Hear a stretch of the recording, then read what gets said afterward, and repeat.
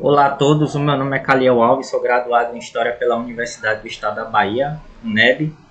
Criei esse canal para produzir e divulgar conhecimento histórico e historiográfico, discutir ciências humanas em geral, ou outros temas que eu julgar pertinente. Estou iniciando esse trabalho, desejo que ele contribua na vida de todos vocês. O primeiro vídeo vai tratar da Escola dos Anales, uma corrente historiográfica que possui grande influência no Brasil. Vou tratar de sua origem, seus fundadores, além de identificar os motivos de sua repercussão. No início do século XX, dois jovens historiadores franceses, nada satisfeitos com o modo que a história era escrita até aquele momento, decidiram se unir, fechar uma parceria e propor uma nova compreensão de história. O primeiro deles é Marc Leopold Benjamin Bloch, o nosso Marc Bloch. Ele nasceu em Lyon em 1886, era filho de Gustave Bloch, um historiador da Grécia Antiga e neto de diretor escolar, ou seja, ele já tinha sua história marcada tanto pela ciência histórica como também pela educação. Em 1919, ele entra para a Universidade de Estrasburgo, onde ele conheceu Lucien Febvre. E uma coisa interessante também sobre Marc Bloch é que ele era graduado tanto em História como em Geografia. Ele se formou em 1908 numa graduação conjunta entre as duas disciplinas. Lucien Paul Victor Febvre, nascido em 1878, ou Lucien Febvre para os íntimos, nasceu em Nantes em 1878, 8 anos mais novo que o seu parceiro historiador Marc Bloch. Ele se graduou em História em 1902. Entre 1914 e 1919, ele serviu ao Exército, ele participou da Primeira Guerra Mundial e foi um dos fundadores da Faculdade de São Paulo em 1934. Lucien Febvre, Fernand Braudel e outros historiadores franceses, principalmente da Escola dos Anales, eles tiveram uma grande influência no Brasil, tanto na fundação de faculdades como também de cursos de graduação, pós-graduação. São autores bem influentes na historiografia brasileira e na academia brasileira.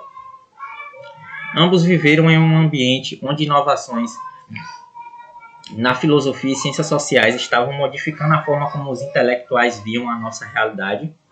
Isso teve um impacto muito positivo na história, possibilitando críticas aos modelos teórico-metodológicos vigentes, principalmente aqueles ligados a uma história mais tradicional, a escola metódica, a escola positivista, que eram concepções de história evolucionistas, etapistas, muito voltado para os grandes homens da história, né?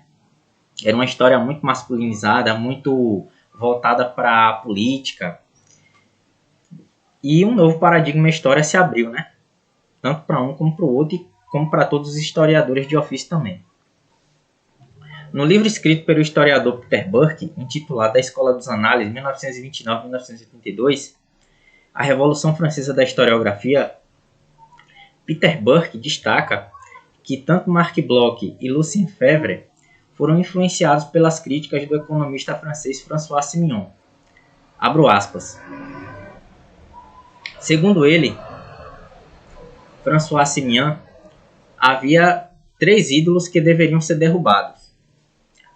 O ídolo político, a eterna preocupação com a história política, os fatos políticos, as guerras e etc., que conferem a esses eventos uma exagerada importância, ou seja, o historiador foca tanto nas questões políticas que ele acaba esquecendo todo o resto, a cultura, a sociedade, a economia e por aí vai. O ídolo individual, isto é, a ênfase excessiva nos chamados grandes homens. A história ela também é feita por movimentos coletivos, né?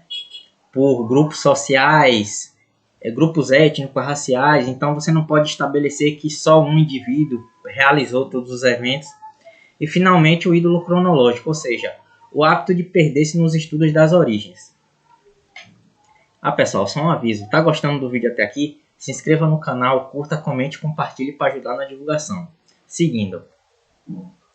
No ano de 1929, Marc Bloch e Lucien Febvre fundam a revista Les Annales d'Histoire Économique et Sociale, que são os anais de História Econômica e Social. Nossa, meu francês está bom. A publicação buscava se distanciar da escola metódica, da erudição pura e simples.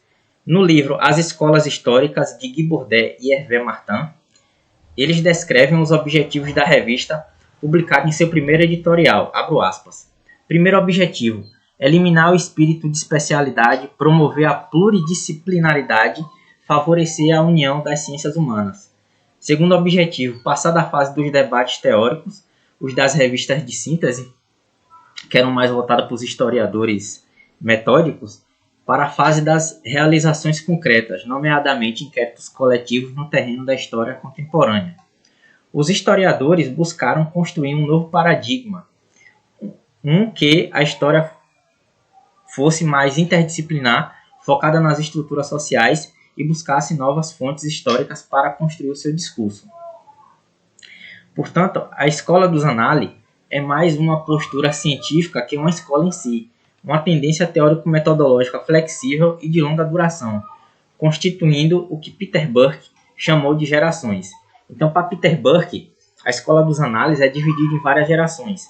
Então, aquela primeira geração ali que contempla Marc Bloch, Lucien Febvre, né, que são os fundadores, é ali do início do século XX. A partir da década de 50, você tem a segunda geração, que tem como grande principal expoente Fernand Braudel, geohistoriador, escreveu um livro enorme sobre Filipe II e o Mediterrâneo. A terceira geração já é ali da década de 70, muito influenciado pela virada linguística, pelo pós-modernismo. Um exemplo que eu posso dar, por exemplo, de autor de destaque desse momento é Pierre Nora, que é um historiador da memória. E ao longo dos anos, ela mudou muito. Tanto é que a gente pode dividir ela por gerações. Mas ela também foi criticada e reformulada. Então ela não permaneceu a mesma ao longo do tempo. Ao ponto dela se distanciar até mesmo de seus pressupostos iniciais. Por exemplo, Lucien Febvre, na verdade, e Marc Bloch, eles tinham uma certa resistência à história política. E também à ideia da biografia. Embora o próprio Lucien Febvre tenha escrito biografias. Ele escreveu uma biografia de Martinho Lutero. E aí o historiador José Carlos Reis, em seu livro A História entre a Filosofia e a Ciência, ele distingue as diversas mudanças no paradigma dos Annales. Abro aspas. Os fundadores falam de compreensão, história-problema e história global. A segunda geração menciona regularidades, quantificação, séries técnicas, abordagem estrutural. E a terceira geração se refere a modelos invariantes conceptuais, interpretações. Mesmo com as críticas e suas reformulações, a história dos Annales continua a inspirar pesquisas históricas no Brasil e no mundo, inclusive este que vos fala. Seus membros, sejam os oficiais ou apenas simpatizantes da escola dos Annales, deram grandes contribuições para a história. Eles trouxeram uma nova compreensão, uma completamente nova para os historiadores de ofício. Então, pessoal, se vocês gostaram do vídeo, por favor, se inscreva, deixe um like, compartilhe, comente também, deixe sugestões, que a gente vai dar continuidade a esse trabalho.